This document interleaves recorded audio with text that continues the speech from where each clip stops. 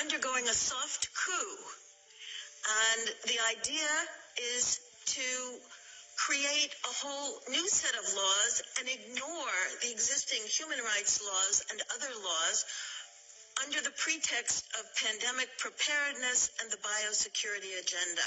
The WHO is developing through all its nations, but with the WHO Directorate in the United States in charge, a pandemic treaty and amendments to the existing international health regulations that will remove the human rights protections currently embedded in the IHRs, will enforce surveillance, censorship, get rid of freedom of speech, require governments to censor and only push a single narrative. Also, we will be subject, if they can make this work, to vaccines developed in 100 days, which the organization CEPI is planning to do.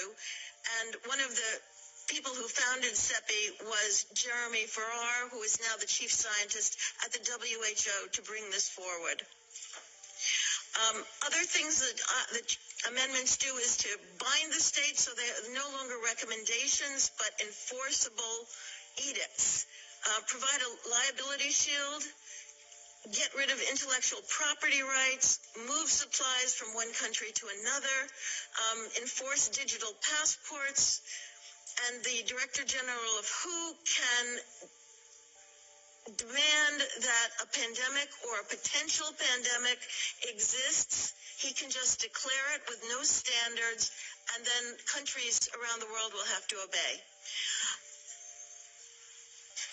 Also, the WHO will tell you what drugs you can and can't use in your nation once a pandemic is declared. Obviously, the budget will increase. One Health is another part of this.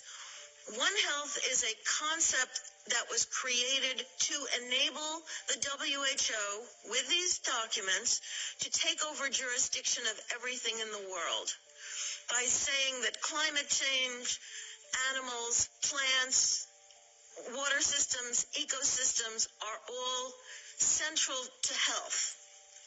Also embedded in this concept is a peculiar notion that humans are no longer of greater value than animals. We're undergoing a